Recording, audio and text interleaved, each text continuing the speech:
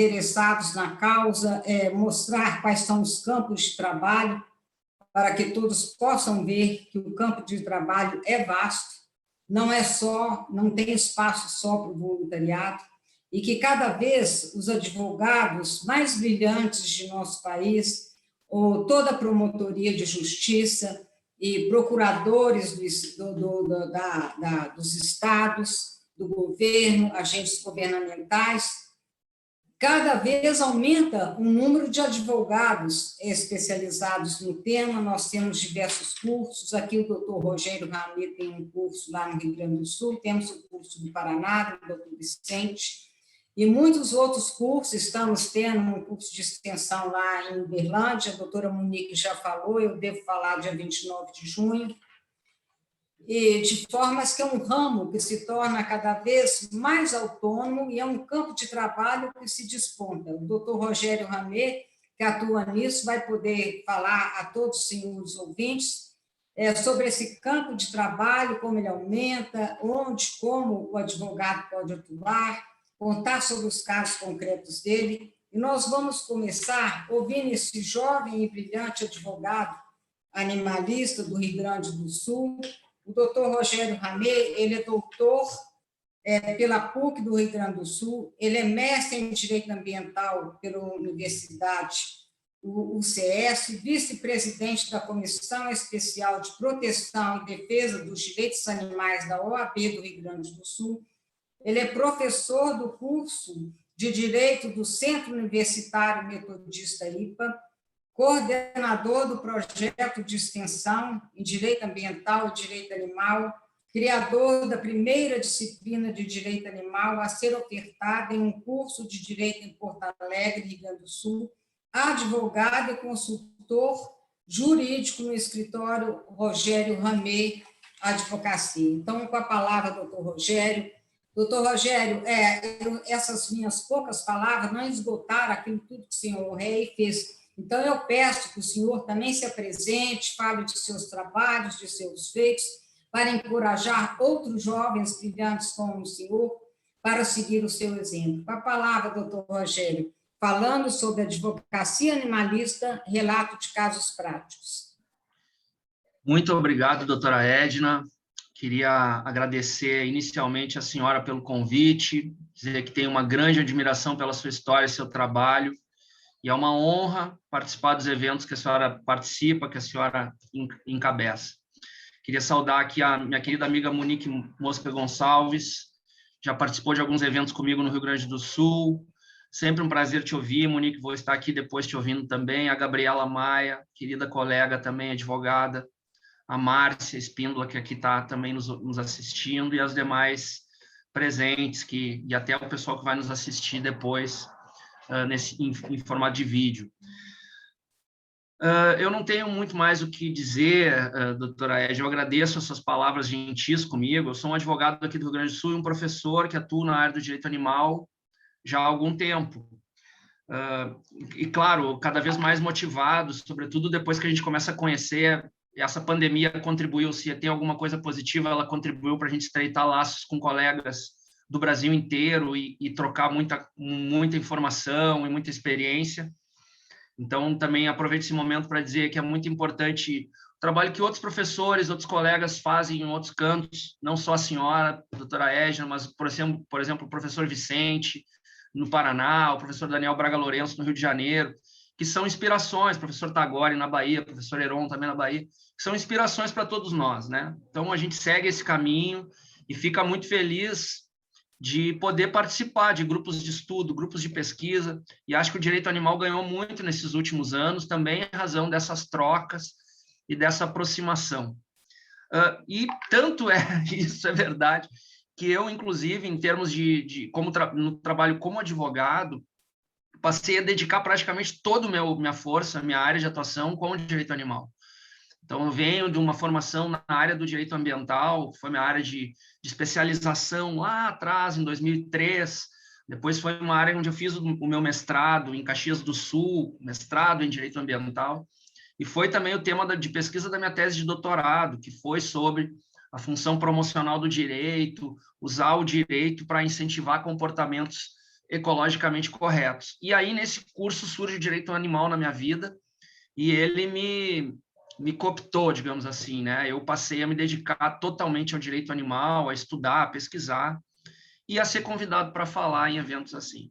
Então, eu agradeço muito o espaço, e acho que todos nós que temos essas oportunidades de levar para o grande público alguma informação, fruto das nossas pesquisas e da nossa experiência, é sempre válido. E é não pelo nosso ego, mas muito mais pela mensagem e pela possibilidade desse trabalho surtir um efeito positivo para os animais, né? Hoje eu trago, então, a ideia que eu trago aqui é contar um pouco da minha experiência. Eu vou tentar compartilhar, então, a minha apresentação. Eu vou colocar aqui, vamos ver se vai dar certo. Quero fazer a apresentação desde o início. Agora, deixa eu ver se é aqui. Tá? Só um pouquinho, que agora me atrapalhei. É sempre assim, dá certo no treino, quando a gente vai fazer na hora H, acontece alguma coisa. Está aparecendo agora em tela cheia para todo mundo? Tá. Então, gente, meu nome é Rogério Ramê, fui apresentado já, né? Vou trazer um pouco dos relatos práticos da minha experiência como advogado, um pouco também da minha visão como professor. Bom, eu costumo falar, e quem já eventualmente já me ouviu falar em outro ambiente, pode até já ter visto eu falar isso, né? Eu gosto sempre de introduzir que a advocacia animalista, ela é fruto desse amadurecimento que o direito animal vem tendo e vem ganhando no Brasil nas últimas décadas. Sobretudo depois da Constituição de 88, né? E a gente está aqui na presença da doutora Edna, que teve um papel importantíssimo, inclusive, na conquista que a gente teve em 88, com a positivação lá no artigo 225 de uma regra constitucional que veda a crueldade aos animais, e que é a norma matriz do direito animal brasileiro. Não podemos negar isso. Se hoje a gente pode afirmar que os animais são sujeitos de direitos, assim, com a boca cheia, enfrentando pessoas que têm uma visão diversa, vamos dizer assim, na área mais ligada à área do direito civil, a gente vai poder dizer, olha, a norma central do nosso sistema é a Constituição Federal, e a Constituição Federal, desde 88, estabelece uma vedação, através de uma regra, de um mandamento definitivo, contra todas as formas de crueldade aos animais. Isso gera, sim, um interesse juridicamente protegido para os animais sencientes. Gera o reconhecimento do princípio da dignidade animal pela Constituição Federal. Gera o reconhecimento da senciência pela Constituição Federal de 88, né? Que foi a primeira Constituição no mundo a estabelecer esse tipo de regra constitucional. Então, isso é muito importante que nós saudemos e sempre deixamos claro a importância dessa norma constitucional, pois hoje, muito do que se conquista em matéria de proteção animal no campo jurídico se deve a essa regra. Muito embora a gente tenha problemas, que até possam ser depois num debate enfrentados, que é a questão da flexibilização dessa regra através do parágrafo 7º do próprio artigo 225, fruto dessa emenda constitucional 96, que todos conhecem, que a gente sabe, que é um retrocesso em matéria de proteção animal no Brasil. Essa regra é tão importante que todas as principais decisões em matéria de vedação de crueldade no Supremo Tribunal Federal se baseiam na vedação constitucional de crueldade. Farra do boi, rinha de galo, vaquejadas, só para ficar nesses exemplos, né? Todas tiveram um fundamento normativo constitucional a partir da vedação constitucional de crueldade.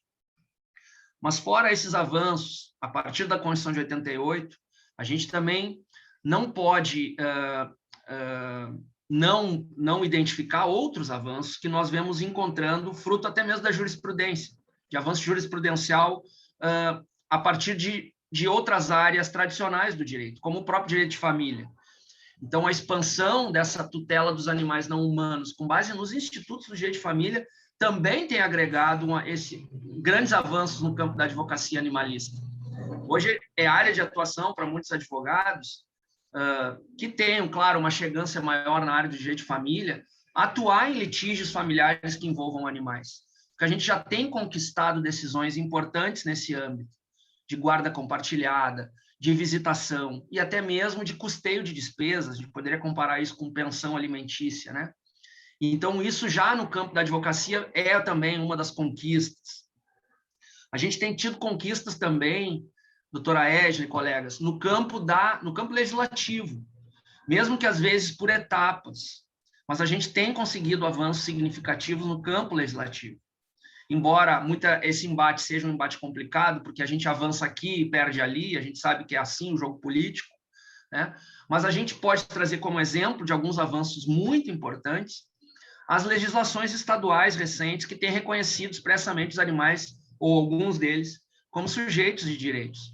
Aqui eu trago o quadro da legislação comparada dos 4 estados da federação que já inovaram no sistema jurídico estadual, reconhecendo que os animais não humanos são sujeitos.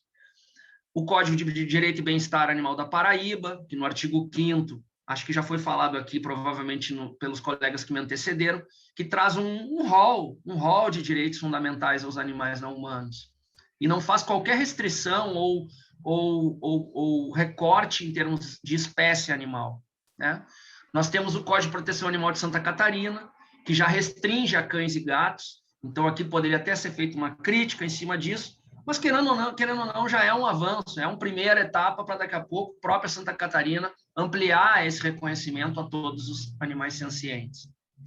Aqui no meu estado, nós temos também o Código Estadual do Meio Ambiente, que em 2020 foi alterado, e foi introduzido um artigo onde se reconhece um regime jurídico especial para os animais domésticos de estimação e trata eles como sujeitos de direitos que devem, inclusive, gozar e obter tutela jurisdicional em caso de violação.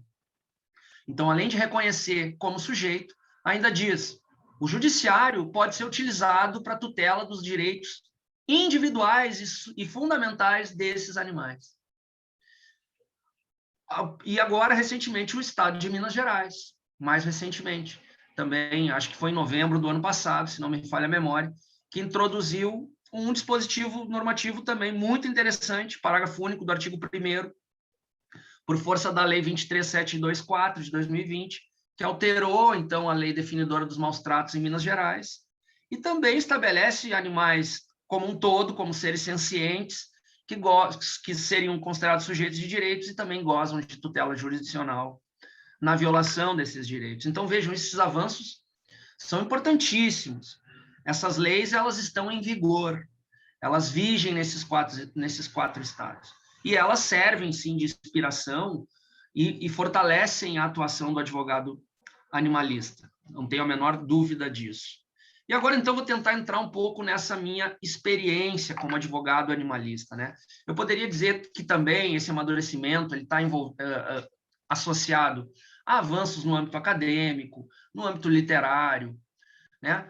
Mas isso tudo vem a reboque desses avanços práticos que a gente vem conseguindo muito no âmbito da advocacia também. E aí eu não falo só no campo da advocacia privada, como também da advocacia pública, da atuação do próprio Ministério Público.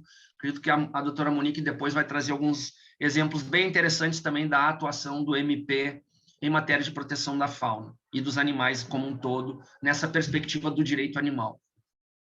Um pouco da minha experiência, doutora Edna.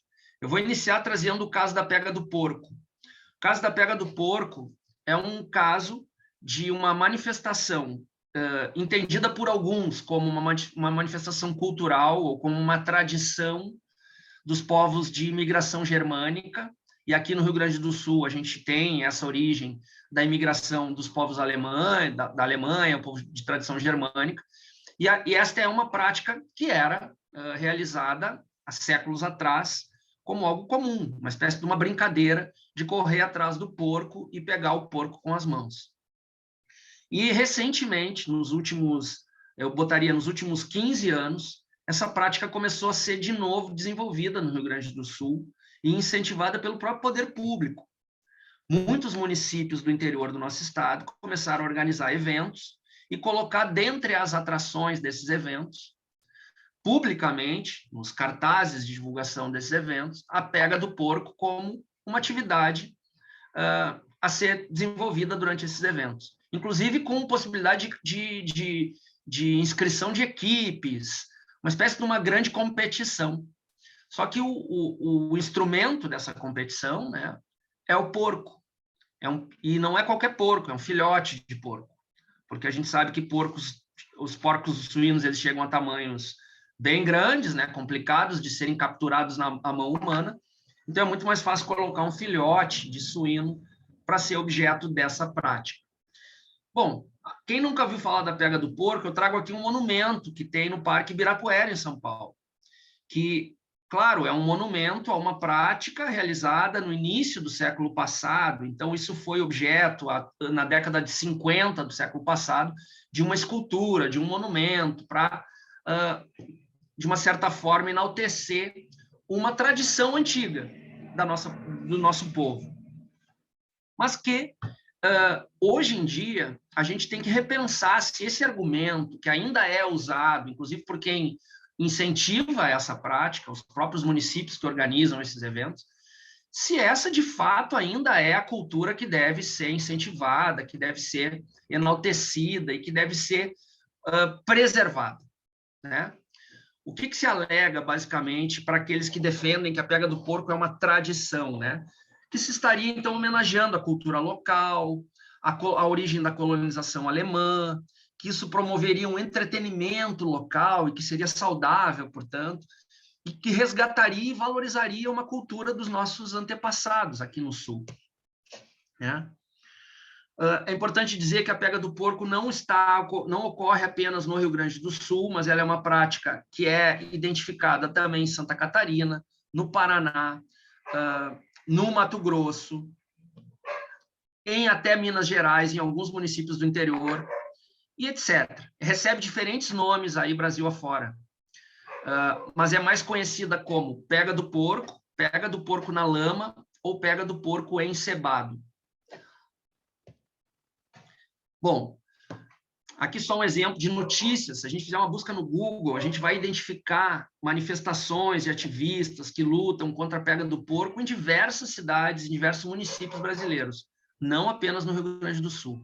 Aqui eu só trago um exemplo. Ativistas dos direitos animais reprovam a pega do porco na Festa do Trabalhador de São Pedro, no Paraná.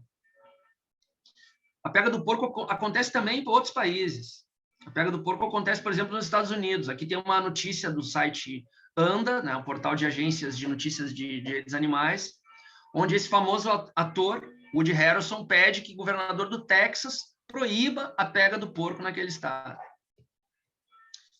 Bom, também é utilizado por quem defende a prática da pega do porco o argumento da ausência de crueldade. Afinal, os animais estariam ali sujeitos a uma brincadeira, não sofreriam diretamente nenhuma lesão física, nenhum estresse, não haveria intenção humana em causar dano ao animal, haveria sempre um médico veterinário ali perto, responsável pelo evento, haveria supervisão popular, porque não são eventos clandestinos, não haveria um histórico de morte de suínos nessa prática, né?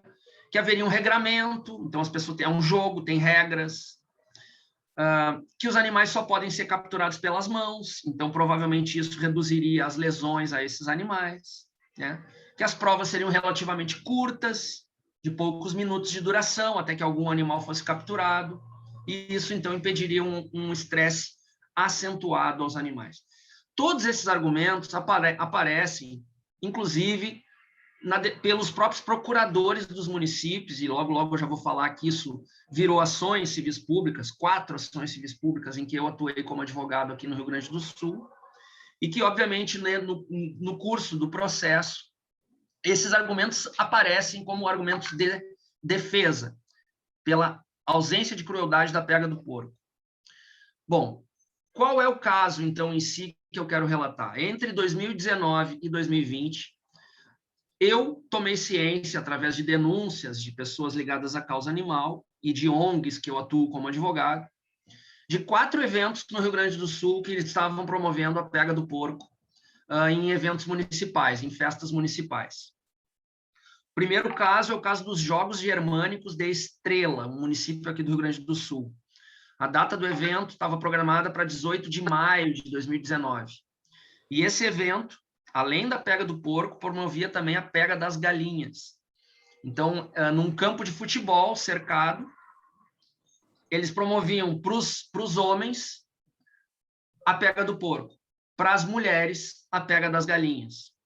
Então, as mulheres formavam times para correr atrás das galinhas, soltavam uma dúzia de galinhas no campo, e os times competiam para capturar as galinhas com as mãos, levar até uma gaiola e jogar a galinha dentro da gaiola.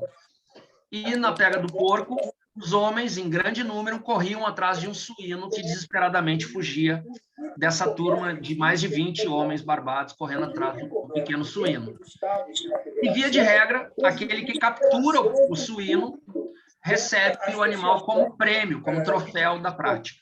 E leva para casa e dá o fim que quiser dar para o suíno. Provavelmente, né, a gente sabe que o suíno vai virar um churrasco ali adiante. Bom, esse é o primeiro evento. Segundo evento, a Festa das Azaleias, no município de Araricá. A Festa das Azaleias promovia na programação, nesse cartaz, que é divulgado pelas redes sociais do município, isso previsto para acontecer no mês de agosto de 2020, promovia, então, a pega do porco na lama, né, em Araricá. Terceiro caso, Festa do Leitão em Nova Petrópolis, onde, inclusive, no cartaz há uma fotinha pequena aqui, se vocês forem ver, uma menina correndo atrás de um suíno, pronto para pegar ela com as mãos. A festa já é propícia, né, para esse tipo de atividade. O nome da festa é Festa do Leitão, então churrascada, como a gente chama aqui, né, esses grandes assados, todo com carne suína, e obviamente que tem uma atividade ali desportiva, ou ao menos assim interpretada, da pega do porco. Eles chamam lá caça ao leitão. E o quarto caso, agora mais recente, em março de 2020, do ano passado, a festa Domingo no Parque em Portão, que também previa na programação a prova do porco encebado. Então, aqui também, num pequeno picadeiro, eles passam uma lama no porco e a pessoa pode escorregar dentro daquele picadeiro com lama, mas o objetivo é capturar o porco. Então, aqui só umas imagens de como é feita a pega do porco na prática nessas cidades do interior gaúcho. Então, são animais, aqui é um porco até que não é tão pequeno esse, né? Mas às vezes são crianças correndo atrás dos suínos, então já incentivando desde cedo um comportamento questionável, no mínimo, com relação ao respeito à dignidade animal, né? Aqui a forma como os animais são capturados, a gente sabe pelas imagens em vídeo, inclusive, porque às vezes o vídeo retrata melhor isso do que a própria foto, mas os animais passam por um intenso sofrimento e vocalizam esse sofrimento, né? E são agarrados de qualquer forma, não há uma captura respeitosa, é uma captura bruta, porque o animal, assim, não sei se alguém aqui já teve a experiência de tentar pegar um porco com as mãos, mesmo um filhote de porco, não é fácil, né? Então, para capturá-lo, imobilizá-lo e conseguir conduzi-lo no colo até um outro ambiente, não é fácil. E, obviamente, que gera lesões nesses animais. São agarrados pela pata, pelas orelhas, pelo rabo. Ele escapa da mão, ele fica pendurado por uma orelha, né? Aqui tem um outro exemplo de um rapaz que conseguiu pegar o porco e está tentando levar, então, até o ambiente onde ele tem que depositar o porco, né? Aqui também. E vejam, ao redor, a torcida. Pessoas incentivando, torcendo para que o competidor consiga pegar o porco. Aqui na modalidade porco na lama. Então, a gente sabe que dentro de uma área cercada, entra um ser humano, pode ser uma criança, pode ser um adulto, e o objetivo é capturar o animal. Bom, esses 4 casos renderam 4 ações civis públicas que eu participei. Uma na Vara Judicial de Estrela, outra na Vara Civil de Sapiranga, outra na Vara Judicial de Nova Petrópolis e outra na Vara Judicial de Portão. Aqui estão os números dos processos para quem tiver curiosidade para acessar. São ações civis públicas, são processos públicos. Eu atuo como advogado, não sou promotor de justiça, mas porque a gente sabe que na ação civil pública as associações elas têm legitimidade ativa para atuar na defesa dos interesses estatutários da entidade. Então, como são todas essas entidades são entidades de defesa animal, reconhece a legitimidade ativa delas para atuar mesmo em ações civis públicas. Muito bem, os argumentos que a gente utilizou, então, como prova técnica, porque para conseguir comprovar para um juiz que há, de fato, uma crueldade intrínseca nessa prática, é muito mais adequado, em termos estratégicos, a gente já levar uma prova técnica. Senão fica a critério do julgador, e vai saber se o julgador vai identificar nessa imagem, vai se sensibilizar com o vídeo, ou vai, de fato, entender que há uma crueldade ali. Então, como estratégia advocatícia, vou até acender uma luz aqui, se me permitem, que ficou escuro agora, a gente já levou prova técnica, né? Então, a gente fez contato com médicos veterinários e conseguimos laudos periciais sobre a prática da pega do porco. E esses documentos foram fundamentais. Primeiro que eles atestam a senciência dos porcos, algo que para nós já é conhecido e não é nenhuma novidade, mas, obviamente, que quando vem de um veterinário falando que porcos são sencientes, né, isso já é uma constatação técnica de um perito, digamos assim, né? E que a ciência do bem-estar animal evidencia que esses animais eles demonstram respostas fisiológicas, físicas, comportamentais, compatíveis com o nível de estresse que é causado a eles, sobretudo por fatores ambientais. Então, isso é ressaltado nos laudos, e que o comportamento natural dos suínos, se a gente ainda tivesse suínos na natureza, a gente sabe que hoje a gente dificilmente encontra, mas muito embora eles já estejam domesticados, eles trazem consigo, mesmo no processo evolutivo, e mesmo no processo de domesticação, a origem comportamental da espécie. E eles se identificam como presas. Suínos têm comportamento natural de presa, não de predador. E o que isso quer dizer? E não sou eu que estou dizendo, são os veterinários, né? De que quando ele se vê ameaçado e perseguido, pode ser por um humano ou por outro animal, ele tem comportamentalmente o comportamento de presa. Ele vai se sentir estressado, ele vai ter medo, ele vai fugir. E isso vai despertar naquele animal uma carga emocional e de estresse muito negativo. Então, isso, quando não é dito por um veterinário, parece história de advogado animalista. Mas quando é trazido um perito para dizer que o suíno, na natureza, tem comportamento de presa, e quando ele se vê perseguido numa prova como essa, que pode para os humanos ser uma brincadeira, para o suíno é uma perseguição de um predador que quer ceifar a vida dele. Então, ele se desespera naquele momento. E quando você ainda analisa aí todo esse aspecto com suínos bebês, com suínos filhotes, vejam o nível de estresse para uma pequena diversão humana que a gente submete a animais de tenra idade, sensíveis, sencientes, como são os suínos, né? E aí, obviamente, que nesses pareceres vários aspectos são destacados, como a fuga, que é uma clássica reação do estresse provocado pela ameaça, a intensa vocalização, ou seja, os suínos eles vocalizam muito durante a pega do porco, porque eles estão realmente desesperados ali, né? E tudo isso é destacado, então, nas provas, nos pareceres técnicos. Sem contar a questão das lesões da captura, que também são destacadas pelos veterinários, né? Que vão gerar, certamente, lesões, traumas físicos, né? Com isso, os próprios veterinários podem afirmar que há uma certeira violação do conceito das 5 liberdades animais. Então, aqui a gente está falando até mesmo, sob o ponto de vista de um bem-estar animal, de uma violação clássica de um bem-estar animal. E, portanto, de uma crueldade intrínseca à prática. Adicionalmente, os próprios veterinários destacam que também o próprio efeito da multidão gritando ao redor também é um fator de estresse. A própria narração, porque é tipo um rodeio, tem um narrador lá incentivando, vai, corre, pega, com microfone, caixas de som.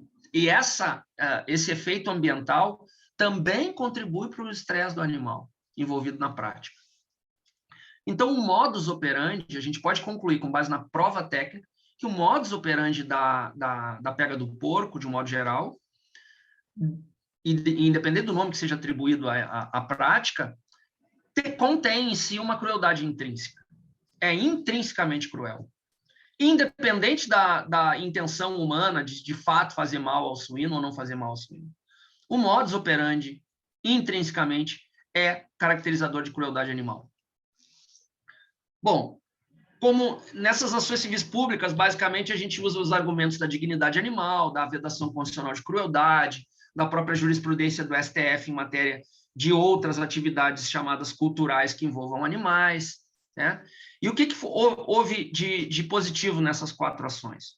Em todas elas, o Poder Judiciário gaúcho concedeu medidas liminares proibindo a pega do porco nas datas aprazadas para os eventos. Então, não aconteceram em 2019, 2020, não aconteceram as pegas do porco no Rio Grande do Sul, nesses 4 municípios, né? E, ao final, os 4 processos já foram sentenciados e houve decisão definitiva de mérito proibindo a prática da pega do porco no Rio Grande do Sul. Né? Esses eventos tiveram ampla divulgação pela mídia, então saíram aqui o caso de Estrela, logo após a primeira medida liminar proibitiva, né? O município de Estrela não recorreu da sentença, ele substituiu as provas por outras provas, ele substituiu por guerra de almofadas, por rodobaca, aquelas brincadeiras que não envolvam animais, né? A população se divertiu igual e não teve nenhum grande trauma na não realização da pega do porco. Aqui outras notícias que noticiaram essas decisões, aqui uma própria decisão do tribunal, quando julgou um dos recursos de um dos municípios, né? Então, aqui eu trago para quem tiver interesse a ementa do primeiro recurso que foi rejeitado pelo Tribunal de Justiça, recurso dos municípios, né? Assegurando, então, que a Constituição da República protege, tem o dever de proteger fauna, veda a crueldade aos animais. Resta comprovado que essa captura, essa perseguição submete os leitões a grandes estresses psicológicos, a lesões físicas, que são animais sencientes. Então, a gente consegue começar a ver que o Judiciário Gaúcho, já aqui nessa primeira decisão, em termos recursais, já estabelece, já marca uma posição jurisprudencial muito interessante, que depois foi reproduzida nos recursos de apelação. Então, hoje eu posso afirmar, doutora Edna, Monique, Gabriela, demais pessoas que estão nos assistindo, a pega do porco está proibida no Rio Grande do Sul, por força de 4 ações civis públicas.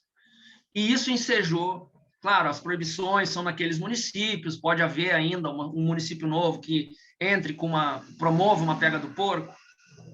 Pode acontecer, mas aí se isso chegar a informação de quem está atuando na área animal, já tem esses precedentes para utilizar e obter uma nova medida liminar.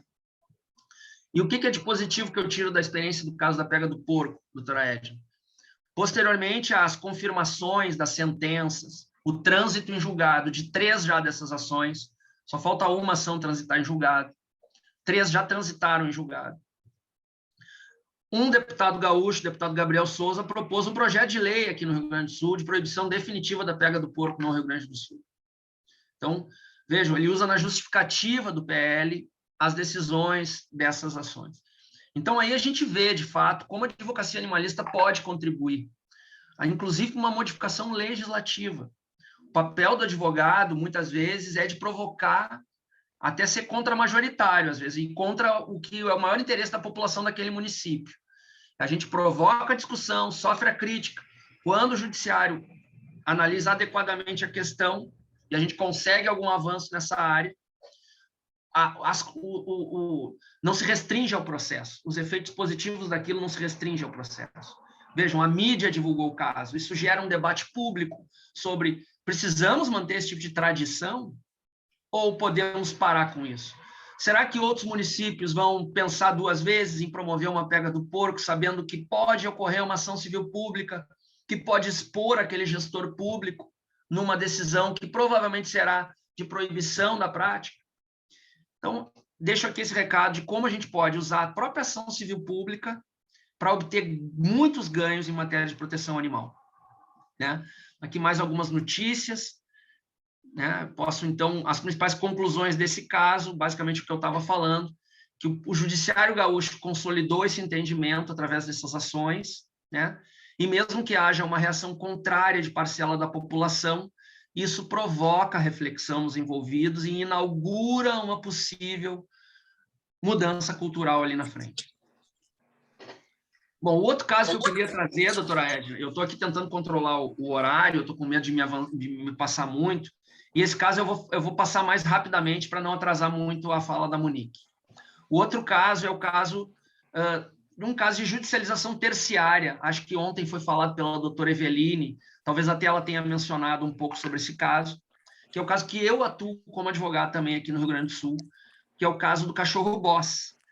Então, o cão Boss também foi um cão que, inaugurando essa fase da judicialização terciária, por força do artigo 216 do Código Estadual do Meio Ambiente do Rio Grande do Sul, que diz que os animais domésticos de estimação no Rio Grande do Sul são sujeitos de direitos e gozam de tutela jurisdicional, eu resolvi ingressar com uma ação de reparação de danos em nome de um cão, o Boss, ao lado dos seus tutores, num litisconsórcio ativo pluriespécie. Então, obviamente que o Boss, como incapaz processualmente que é, ele é representado pelos tutores no processo. Mas ao lado do Boss, também como autores, estão os tutores. Só para o pessoal entender, os tutores representam o Boss e também são parte, porque tem pedidos específicos para o animal que sofreu o dano e para os tutores do Boss que tiveram danos materiais e morais em decorrência da lesão que o animal sofreu numa pet shop. O Boss é um cão que quebrou, foi devolvido de um serviço de banho e tosa com uma fratura mandibular. Ele veio com a mandíbula totalmente fraturada e teve que passar por 2 procedimentos cirúrgicos, colocação de placa. Então, aqui eu trago um pouco da história do Boss rapidamente para encerrar. O cachorro ingressa na justiça pedindo indenização à pet shop por danos físicos e psicológicos. Esse é o principal jornal aqui, portal de notícias do Rio Grande do Sul, do grupo RBS, né? A nossa famosa 0 Hora ou GZH. Aqui a imagem do Boss, aqui saiu no portal CNN, pelo inusitado de um cão aparecer como autor de uma ação judicial. Esse caso também ganhou uma grande repercussão, né? Cão de estimação e donos processam um pet shop por danos no Rio Grande do Sul. Cão pode ser o primeiro bicho beneficiado por ação de danos morais. Como um cão se tornou autor de um processo contra pet shop. Enfim, vários sites, vários portais noticiaram o caso do Boss, né? Que eu já expliquei. Então, um litisconsórcio ativo, no polo ativo. Aqui as imagens da fratura do lado esquerdo, da placa com um pino no lado direito, né? E aí, claro, a gente usa o mesmo argumento de que o Boss é sujeito de direitos pela lei gaúcha, e se é sujeito de direitos tem capacidade de ser parte, porque a inafastabilidade da jurisdição é um princípio constitucional aplicável a todos os sujeitos de direitos. E aí, claro, a gente constrói, então, com base na vedação constitucional de crueldade, no artigo 216 da lei gaúcha, a ideia de que o cão Boss é um sujeito de direitos, pois é um animal de estimação, a lei gaúcha assim o define, e a Constituição também atribui a ele o direito a não ser tratado com crueldade. Então, o Boss foi incluído como autor do processo.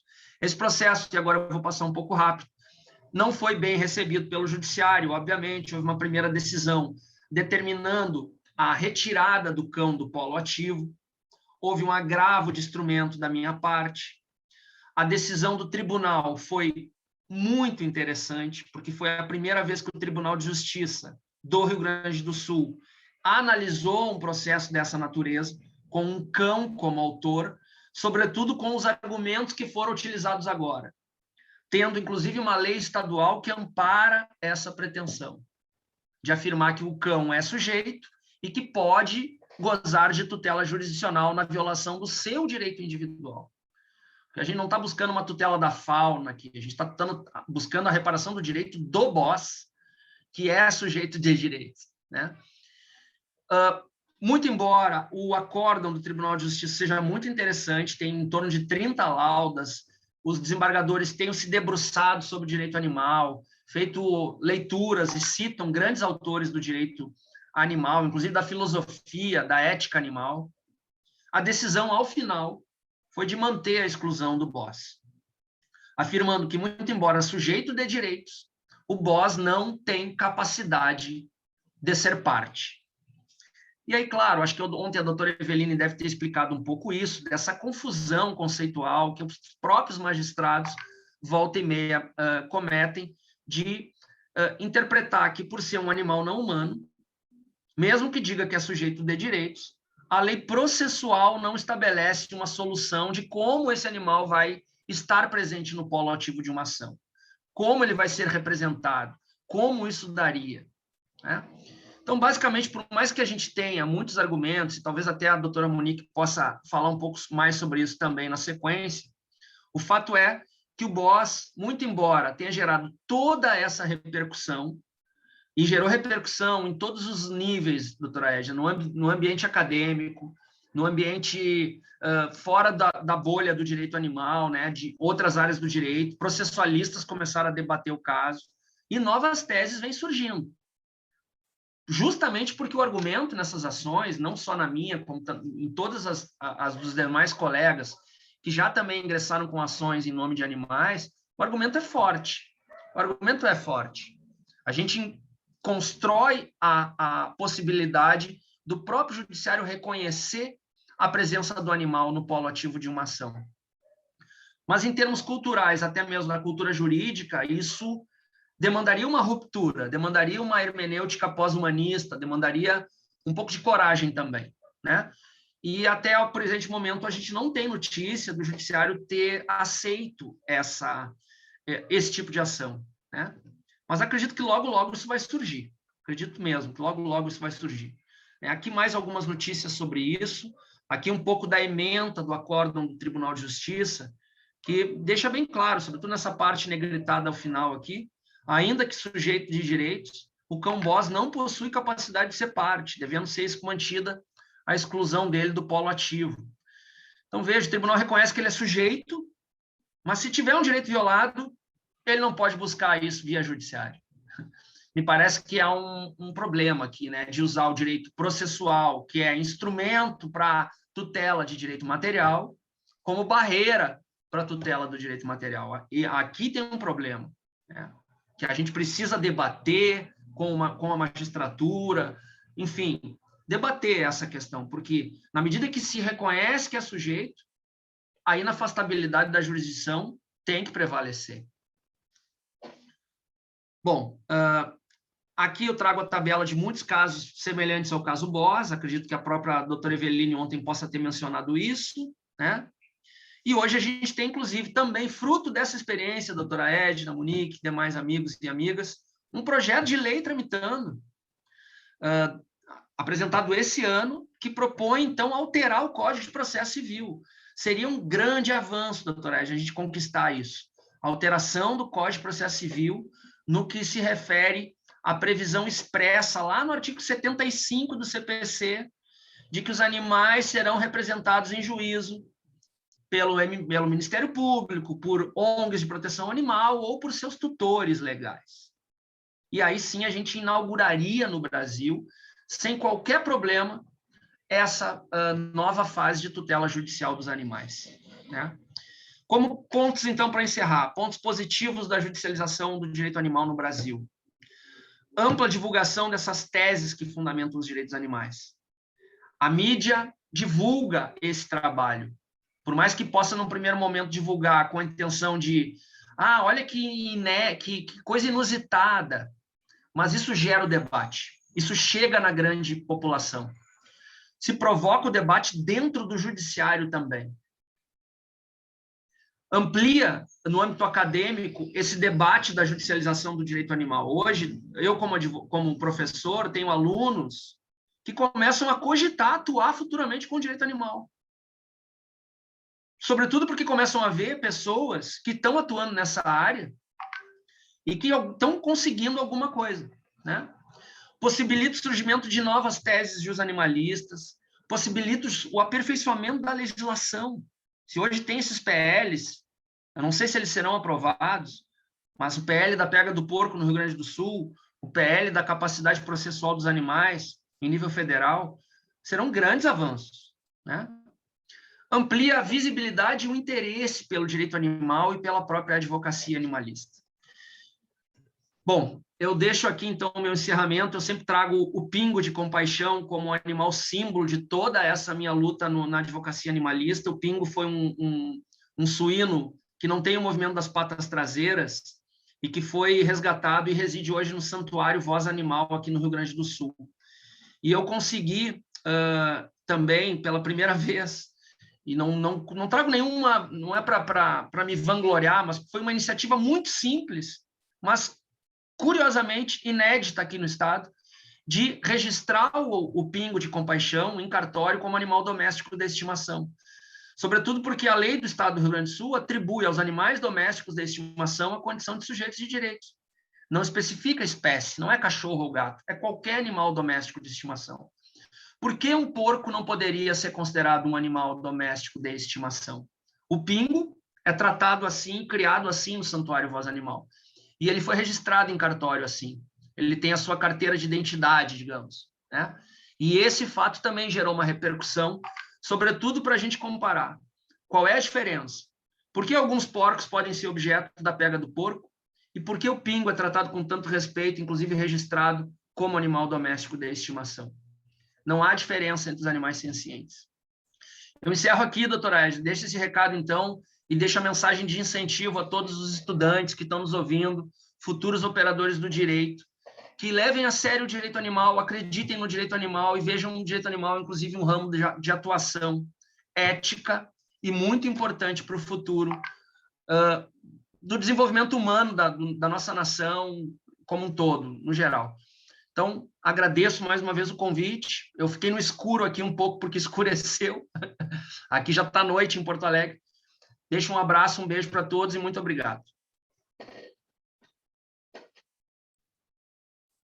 Doutor Rogério, meus parabéns. Nós é que temos muito que agradecer ao senhor por tudo que faz, pela brilhante carreira, tanto de professor como advogado, como de orador, e cada dia mais suas palestras têm mais brilho e alcançam mais pessoas, contribuindo para o progresso da nossa civilização, do direito animal.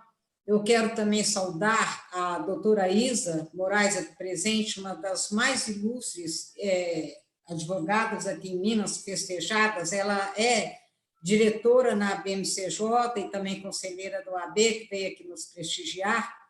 E, pelos comentários dela, vejo que ela também admirou muito a sua palestra. Muito obrigado.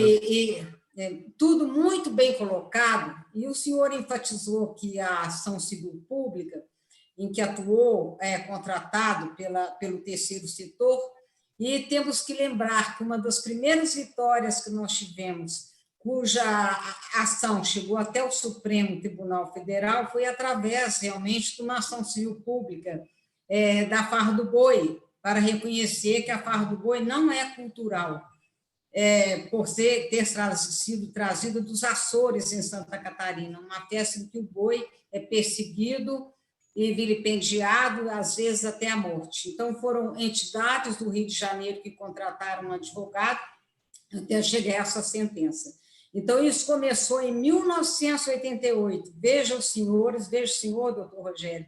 E a gente foi a Santa Catarina, eu participei dessa ação apenas assim, com subsídios escritos, porque o advogado cobrava um salário mínimo de cada associação, e nessa época eu não pude pagar, mas somos todos vitoriosos, tivemos que acompanhar a ação, tivemos a resistência do ministro Maurício Correia, e foi a nossa primeira jurisprudência que saiu a pedido do terceiro setor através de um advogado. Então, advogados do Brasil, advogados de Minas Gerais, coragem, nós temos muito campo de trabalho e muito o que fazer. Então, doutor Rogério, doutor Monique, no Ministério Público, são nossa inspiração, nosso exemplo, um farol de luz que todos nós devemos seguir.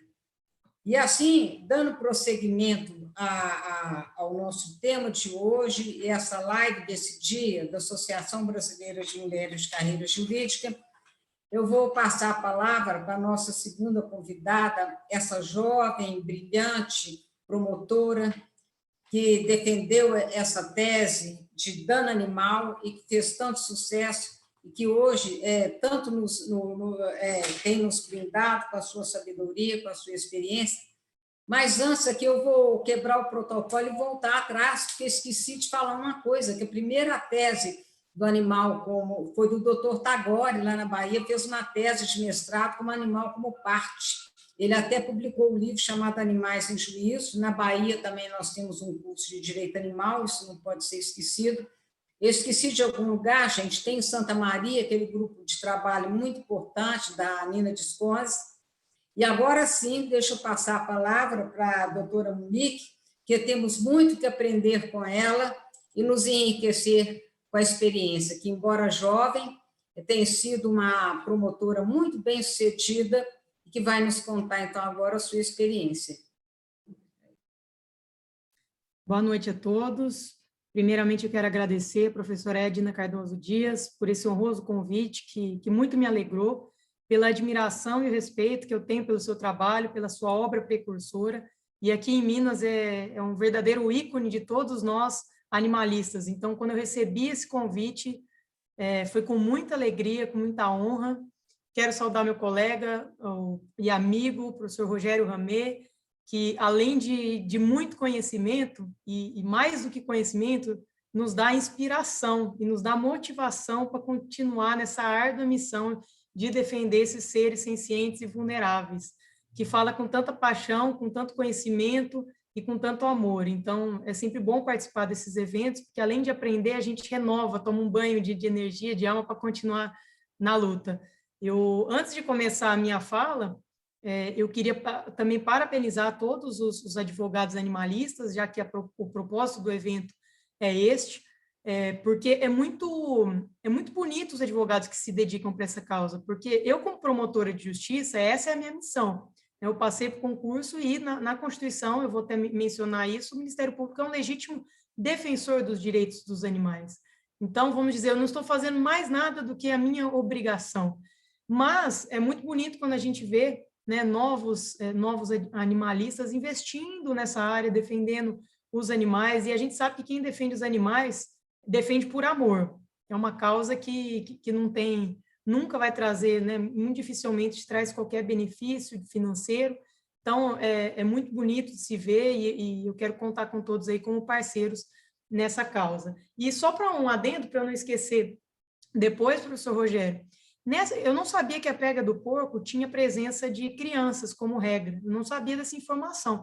E apesar de proibido, eu me lembrei, eu até fui buscar na hora, a comissão da ONU, Comissão de Proteção da Criança e do Adolescente da ONU, ela já recomendou inúmeras vezes para Portugal e para a Espanha que proíbam a participação de crianças em touradas, porque tem inúmeros relatórios técnicos dizendo que a participação de crianças em eventos que causam violência contra animais causa, além de um dano psicológico, um efeito de sensibilização, podendo tornar essas crianças futuras pessoas violentas, inclusive contra pessoas humanas, o que a gente já conhece como a teoria do link.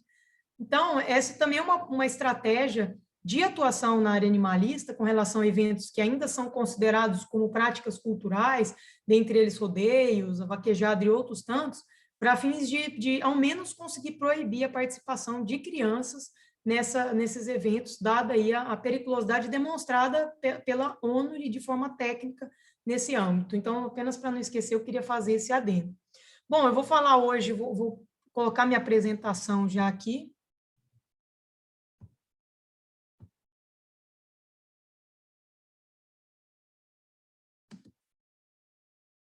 Pronto, está aparecendo direitinho aí, né? Foi com muita alegria, né, e muito entusiasmo que eu recebi o convite da professora Edna para falar sobre o dano animal e a ação civil pública. É a primeira vez que eu falo especificamente sobre a tutela dos animais num viés processual. E essa é uma matéria muito interessante, porque, como o professor Rogério mesmo falou, muitas vezes há uma confusão do judiciário sobre a ótica processual. É um absurdo se reconhecer o animal como uma figura de sujeito de direito, mas negá-lo a possibilidade de defesa desses direitos em juízo. A ideia hoje, então, aqui, a minha ideia é mostrar a relação entre o dano animal e a possibilidade de utilização do microsistema processual coletivo, especialmente a ação civil pública, para a reparação do dano animal, e depois também trazer algumas experiências minhas na atuação do Ministério Público, que é verdade, ainda é uma atuação incipiente na defesa dos animais, sob o viés de tutela individual. E agora, então, é uma forma também, esse evento é bom para a gente não somente estimular os advogados, mas os próprios colegas do Ministério Público. É preciso que o Ministério Público, ele tome o protagonismo que lhe é de direito pela Constituição na defesa dos direitos e interesses fundamentais dos animais, coisa que ainda não é feita como regra, embora a gente já tenha vislumbrado recentemente um avanço. Apenas a título preliminar, então, o dano animal aqui, que é objeto de estudo na obra que eu publiquei o ano passado, que é fruto de um estudo na Universidade de Lisboa, de mestrado, ele nada mais é do que a imposição de sofrimento intenso ao ser senciente não humano através de uma ação humana deliberada sem nenhuma legitimidade do ponto de vista jurídico. Então, é uma compreensão de lesão, de dano eminentemente subjetiva, e ela decorre da Constituição, já que a própria Constituição, ela conceitua, ela traz uma proteção, uma proibição de crueldade animal, reconhecendo, então, o interesse que os animais têm de não sofrer. Então, quando eu falo de dano animal, a pergunta que se faz, basicamente, já que o dano é a lesão é interesse juridicamente protegido, o animal tem interesse jurídico? Isso numa ótica civilista, obviamente. Quem primeiro respondeu essa questão, e é interessante que neste momento, há aproximadamente meia hora, o ministro Luiz Roberto Barroso proferiu seu voto na ADIM, referente a uma lei do Estado do Rio de Janeiro que proíbe a comercialização de cosméticos testados em animais, e embora o mérito não tenha sido muito bom para a causa animal, o fato é que ele reforçou esse entendimento que ele expressou pela primeira vez no caso da ADIM da vaquejada, quando o ministro Luiz Roberto Barroso disse que, ao vedar as práticas cruéis, a Constituição reconheceu que os animais são seres sencientes e reconheceu o interesse que eles têm de não sofrer. E que esse interesse, essa proteção, é uma proteção autônoma, desvinculada do direito ambiental. Então, essa fala que foi reforçada hoje, ela tem dois pontos fundamentais. Primeiro, o reconhecimento de que o direito animal é um ramo autônomo, que tem um objeto próprio, que é a proteção individual dos interesses fundamentais dos seres sencientes não humanos, e o reconhecimento de que os animais têm interesses. Ele fala isso textualmente. A Constituição reconheceu aos animais o interesse em não sofrer. Então, se o animal tem interesse jurídico constitucional de não sofrer, quem viola esse direito de uma forma ilegítima, de uma forma ilegal, pratica um dano. E onde há dano, a gente sabe que há o direito de reparar. Já que, do ponto de vista civil, da responsabilidade civil, o dano é o elemento primordial. Tanto que tem doutrina que fala que hoje nem se chama mais a responsabilidade civil, o direito de danos, já que a gente conhece inúmeros exemplos de responsabilidade civil sem subjetividade, responsabilidade civil objetiva, muitas vezes responsabilidade civil com flexibilização do nexo de causalidade, o que ocorre por vezes na questão ambiental, mas não existe responsabilidade civil sem dano. E no âmbito do direito animal é reconhecido a nível constitucional que a violação do interesse do animal em não sofrer configura um dano. E onde dá dano, então, existe a responsabilidade civil animal. E aí, olha só que interessante, nós vamos tratar a dimensão procedimental dos direitos dos animais. Olha só, lá no artigo 225 caput, a Constituição diz que o direito ao meio ambiente ecologicamente equilibrado é um direito de todos e é um dever do poder público e da coletividade, é um dever do poder público e da coletividade, ou seja, a proteção dos animais, já que a vedação da crueldade está inserida topograficamente no direito ambiental constitucional, significa dizer que a proteção dos animais é também um dever da coletividade. Quando há um dever da coletividade, atrai-se três princípios fundamentais que são próprios do direito ambiental, mas que são também pertinentes ao direito animal. E é importante fazer um adendo, porque, embora eu e muitos animalistas nós defendemos o direito animal como um ramo autônomo, isso não significa dizer que nós estamos afastando completamente o ordenamento ambiental, até porque o direito animal e o direito ambiental, eles estão indissocialmente vinculados, em que pese o direito animal tenha objeto próprio, ele tem muitos princípios que são compartilhados com o direito ambiental, até porque a tutela coletiva dos animais pelo direito à fauna e a tutela individual dos animais. E muitos princípios são congruentes com a ideia de proteção individual do animal que decorre da natureza senciente. E 3 deles são o princípio da informação, da participação pública e da educação animalista. Se a proteção dos animais é um dever da coletividade, nós precisamos ter informação sobre as práticas cruéis, nós precisamos participar da tomada de decisão pública em todos os casos que envolvam a submissão de animais a atos a sofrimento, seja nas questões econômicas, seja nas questões ditas culturais, e é preciso se investir em educação animalista, utilizando-se a lei federal que nós temos de educação ambiental, mas com viés próprio, a fim de ensinar, conscientizar de forma pública e obter maior consenso da sociedade sobre a necessidade da gente evoluir do ponto de vista civilizacional, que os animais são seres sencientes, são portadores de valor intrínseco e dignidade própria. Qual que é o exemplo normativo mais interessante que eu trago aqui? Com certeza a professora Edna Cardoso Dias também deve conhecê-lo muito bem, o decreto de BH 16.431 de 2016. Esse decreto, ele traz esses princípios muito bem delineados. Quando ele diz que a política de proteção e defesa dos animais, ela é regida por 4 princípios. Um da justiça socioambiental, dizendo que os animais têm que receber o mesmo tratamento que é devido aos seres considerados vulneráveis. Olha só que interessante, a vulnerabilidade dos animais, o reconhecimento deles como sujeitos de direitos, atrai o sistema, a analogia com o sistema infanto-juvenil e também com a proteção de idosos, de deficientes.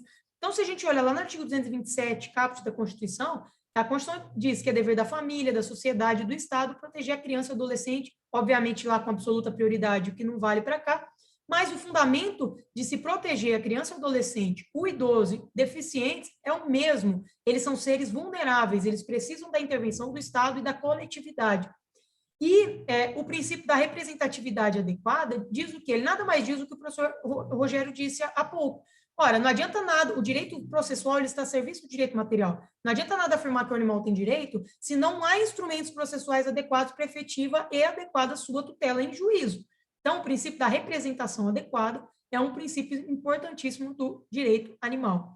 O princípio da participação comunitária ou da cooperação diz o que eu mencionei acima, que o Estado e a sociedade eles devem atuar junto no âmbito das políticas públicas e das ações que envolvam a proteção dos animais. E, por fim, e o mais importante deles, o princípio da dignidade animal e o reconhecimento do valor intrínseco e que dignidade humana e dignidade animal são inapartáveis.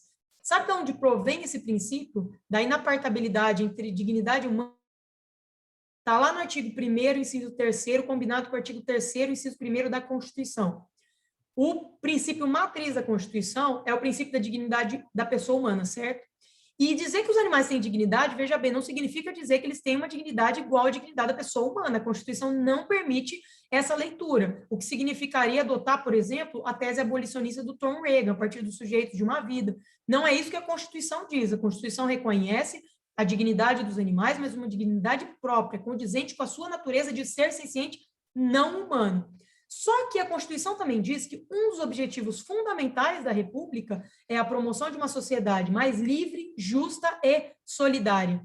Quando a Constituição prevê o princípio da solidariedade, da justiça interespécie, ela está querendo dizer que existe uma dimensão social do princípio da dignidade da pessoa humana e ela se aplica aos animais. A dignidade da pessoa humana, ela não significa blindar o ser humano individualmente considerado, porque há uma relação inapartável entre a nossa dignidade e a forma de tratamento que nós dispensamos para seres que não são humanos, mas são portadores de dignidade e são vulneráveis, dependem da nossa intervenção para a proteção dos seus interesses fundamentais.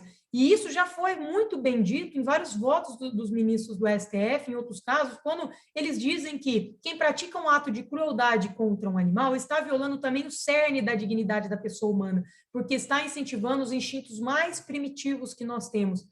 não por outra razão, reconhece o dano moral coletivo no caso de crueldade contra animais. Então, dignidade humana e dignidade animal são inapartáveis. Por isso, há um fundamento antropocêntrico legítimo para a proteção dos animais. E esse fundamento é a dignidade da pessoa humana e o objetivo de evolução civilizacional que está previsto lá no artigo 3º, inciso 1º da Constituição.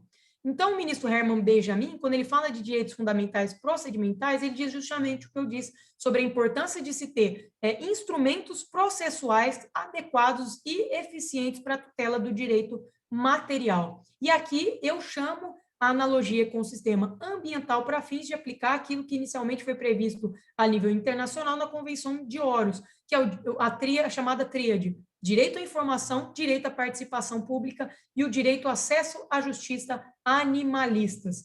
Aonde que eu tiro esses princípios que são próprios tanto do direito ambiental como, eu digo, do direito animal? Eles decorrem do interesse e do dever da coletividade, mas eles têm também o escopo de garantir a efetividade dos direitos fundamentais dos animais.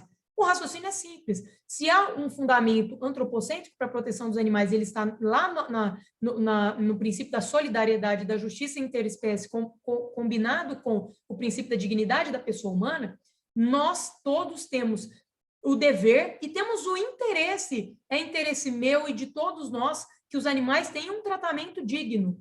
Existe, então, esse fundamento de natureza ética e que, por isso, nós temos direito à informação, nós devemos saber como os animais são criados nos diversos sistemas de criação industrial, nós temos direito de saber os produtos que nós vamos adquirir, qual o nível de crueldade, no caso de produtos testados em animais. Esse direito ainda não é reconhecido, não é efetivado, mas, por exemplo, a nível internacional, a nível da União Europeia, já existe uma obrigatoriedade de rotulagem para ovos de galinhas, para a produção de ovos. Então, quem já foi para a Europa vê que se você for no supermercado, vão ter 3 tipos lá, isso está previsto numa diretiva: ovos de galinha criada solta, ovos de galinha criada no solo e ovos de galinha criadas em gaiolas. E isso é feito para fins de que o consumidor tome a frente na proteção dos animais, para que ele dirija a sua atuação no mercado de consumo, valorizando produtos que protejam os animais, que sejam amigos dos animais, o que pelo menos provoque menor sofrimento aos animais, e isso está no direito à informação do consumidor. O direito à participação pública, eu vou dar exemplos mais adiante, a legitimidade para a tutela dos animais em juízo. Então, os instrumentos, nós precisamos verificar quais são os instrumentos processuais que sejam capazes de propiciar o acesso participativo à justiça em matéria de proteção ambiental. Na minha ótica, são eles: ação popular, através da questão inserido aí na ótica do meio ambiente, e a ação civil pública. E a legitimidade do MP e das sociedades protetoras dos animais está prevista expressamente desde 1934, o professor Rogério Ramê também mencionou, lá no decreto 24.645. Existe, sim, uma discussão se ainda se aplica, se ainda não está vigente ou não está, mas isso é indiferente, porque a Constituição da República, olha que interessante essa ótica nova pelo reconhecimento dos direitos dos animais. A Constituição, lá no artigo 127, diz que o Ministério Público é uma instituição permanente e essencial à função jurisdicional do Estado, incumbindo-lhe a defesa da ordem jurídica, do regime democrático e dos interesses sociais individuais indisponíveis. E lá no artigo 129, inciso 3º, diz que, dentre as funções institucionais do MP, estão promover o inquérito civil e ação civil pública para a proteção proteção do meio ambiente e de outros interesses difusos e coletivos. Agora, olha só que interessante, por que eu grifei ali interesses sociais e individuais indisponíveis? Porque sob a ótica do interesse e do dever coletivo de proteção dos animais, do interesse humano, esse objeto ele se insere no âmbito de um interesse social, de natureza ética moral, mas é um interesse humano, como eu disse, o viés antropocêntrico. Daí a legitimidade também coletiva, mas não só. O Ministério Público tem legitimidade para atuar em defesa dos direitos individuais indisponíveis, a exemplo de o direito à saúde. E é esse dispositivo que legitima o Ministério Público atuar como substituto processual de um animal individualmente considerado. Eu vou mencionar mais à frente outros dispositivos que sustentam essa posição. Então, olha só, eu estou sustentando a legitimidade do Ministério Público, não como o direito, não como a proteção do meio ambiente, mas como a proteção de um direito individual, indisponível, do qual todos os seres sendo considerados pela ciência como seres sencientes são portadores.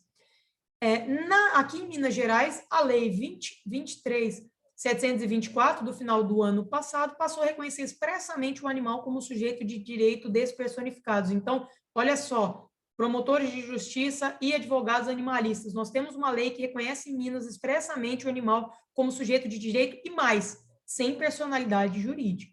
Na minha visão, eu sempre digo isso, eu preferia que a lei tivesse instituído uma personalidade própria para o animal, tal qual defendido pelo professor francês Jean-Pierre Marguenot.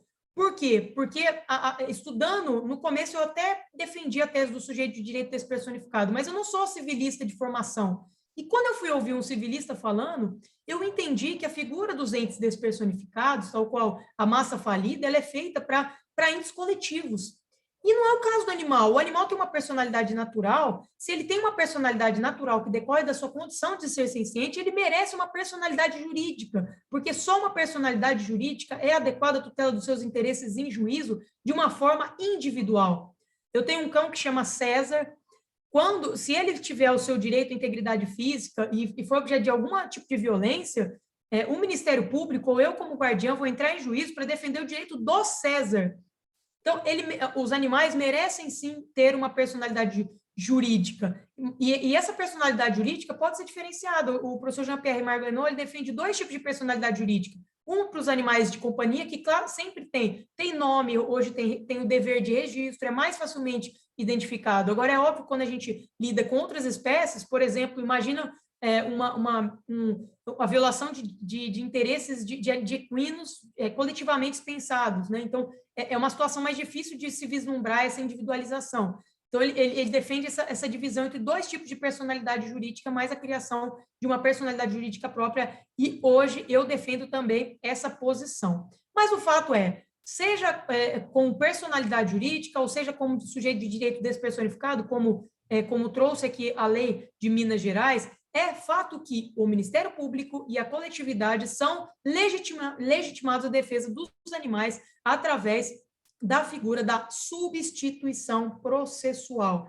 No caso do animal doméstico que tenha tutor, é possível se reconhecer também a esse tutor a legitimidade para a tutela individual do seu direito no caso de um animal doméstico. A gente poderia partir aí. A jurisprudência já tem feito vários tipos de analogia com o sistema infanto-juvenil no âmbito de disputas de guarda, no caso de disputas pela guarda do animal em ações de dissolução de sociedade conjugal. E a mesma lógica. Se a gente for aplicar a lógica da família multiespécie, que é a relação entre o tutor e o guardião e o animal, não é uma relação de posse, de domínio, de propriedade, e sim é uma relação de dever, de guarda, de cuidado, de provimento de todas as necessidades fundamentais do animal, o tutor ele passa a ser um legitimado, sim, à defesa dos interesses desse animal especificamente, além desses legitimados coletivamente. E quais seriam, então, os instrumentos coletivos? A tutela coletiva, na minha ótica, o microsistema processual coletivo é adequado, e a ação civil pública ela pode ser utilizada tanto para a tutela de direitos coletivos, considerados coletivamente, como, por exemplo, a proibição de vaquejada, a proibição de utilização de animais em práticas consideradas como interesse cultural, dentre outras, como, por exemplo, a proteção de animais de produção, mas também a ação civil pública pode ser utilizada para a proteção de um interesse fundamental de um animal considerado individualmente. Então, como, por exemplo, o direito individual à saúde. O Ministério Público rotineiramente ingressa com a ação civil pública buscando o fornecimento de um medicamento para uma determinada pessoa, garantindo um direito do idoso a uma UTI. Então, se o Ministério Público ele pode atuar para tutelar um direito individual indisponível, como é o direito à saúde, ele pode ingressar com ação civil pública para tutelar os direitos de um animal individualmente considerado, que são considerados direitos indisponíveis, porque estão ligados com a dignidade do animal, ele tem sim legitimação para atuar como substituto processual de um único animal, como defesa de um direito individual disponível com base na lei orgânica do Ministério Público. Então, ali o artigo 25, inciso 4º, o STJ já fixou esse entendimento em matéria repetitiva, dizendo que o MP é parte legítima para pleitear tratamento médico e medicamento em demanda de saúde contra os entes federados, mesmo quando for um beneficiário individualizado. Vou dar um exemplo aqui que é próprio de Ibirité, que é a cidade que hoje eu trabalho. Ibirité tem uma lei municipal que reconhece que os animais têm direitos fundamentais, entre eles o direito à saúde. Vamos dizer que alguém se depara com um animal na rua com leishmaniose, com uma doença do carrapato, e está lá precisando de atendimento médico veterinário urgente. Será que essa pessoa poderia acionar o Ministério Público poderia entrar com ação civil pública em favor desse animal contra o município para ele garantir? Sim, é a mesma lógica que o STJ garante. Qual que é o problema? Aí quem está me ouvindo, e depois o pessoal que for ouvir lá no YouTube vai falar assim, isso é igual, como diz, cabeça de bacalhau, né? Todo mundo sabe que existe, mas nunca ninguém viu na prática. É verdade, o Ministério Público quase nunca entrou com uma ação buscando a tutela de um direito individual do animal, porque o Ministério Público ele tem uma visão ecologizada do animal. O Ministério Público e o Judiciário, em geral, ainda está contaminado com a ideia de tutela da fauna, da tutela coletiva. O Ministério Público ainda não conseguiu ter uma atuação direcionada à proteção dos animais individualmente considerados.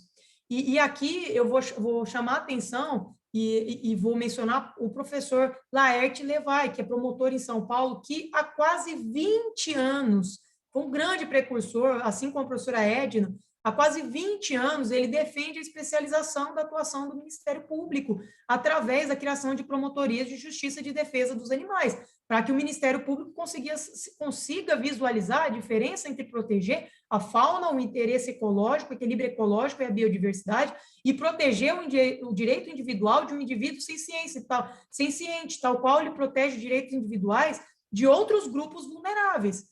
Então, e olha só, em Minas Gerais, vou puxar a sardinha aqui para o meu lado, nós temos a Coordenadoria Estadual de Defesa da Fauna, que foi criada por iniciativa da doutora Luciana Imaculada, que é uma grande coordenadora que atua muito competentemente na defesa dos animais, e essa coordenadoria é fruto do trabalho dela e de outros promotores, é verdade, mas inicialmente foi criado um grupo de defesa dos animais, e após foi criada uma coordenadoria. Apesar dessa coordenadoria ter o nome de defesa da fauna, ela é verdadeiramente uma coordenadoria estadual de defesa dos animais. Ela tem diversas iniciativas, eu vou mencionar aqui, que buscam a implementação de políticas públicas em favor dos animais, com base no direito animal. A Coordenadoria Estadual de Defesa da Fauna, ela trabalha muitas vezes não só com o direito ambiental, mas com o direito animal. É preciso, então, que os outros ministérios públicos, doutora Edna, a gente precisa levar isso para o Brasil, convocar os outros ministérios públicos para criar coordenadorias, para criar promotorias especializadas em defesa dos animais, para que a gente consiga romper com essa visão ecologizada e pôr em prática o que o ministro Luiz Roberto Barroso disse hoje. Uma coisa é o direito animal, uma coisa é o direito ambiental. A legitimidade, então, para a tutela dos interesses dos animais por via da ação civil pública, ela é ampla e coletiva, com base nesse direito e dever da sociedade em exigir do Estado o cumprimento do mandamento constitucional anticrueldade animal, e como bem o professor Rogério pontuou, isso não é um princípio, isso é uma regra constitucional, ela não está sujeita a uma ponderação de valores, é uma regra. Se tiver uma violação dessa regra, a conduta deve ser proibida e sancionada. Mas aqui a gente precisa vislumbrar, quando for tutelar, colocar em juízo o direito animal, a gente precisa vislumbrar a diferença dessas duas questões. Uma coisa é o interesse do animal contra o sofrimento. Nós estamos falando aqui do paradigma sensiocêntrico, e aí essa tutela tem caráter individual. Outra coisa é o interesse e o dever humano da coletividade de agir positivamente na proteção dos interesses fundamentais dos animais. Então, esse dever, então, esse é um fundamento antropocêntrico, tem natureza coletiva difusa, e tem um fundamento moral, e ele decorre da característica de vulnerabilidade dos animais, a sua incapacidade de defesa por si só dos seus interesses em juízo. Vou dar alguns exemplos rápidos aqui, que decorrem do interesse e do dever da coletividade.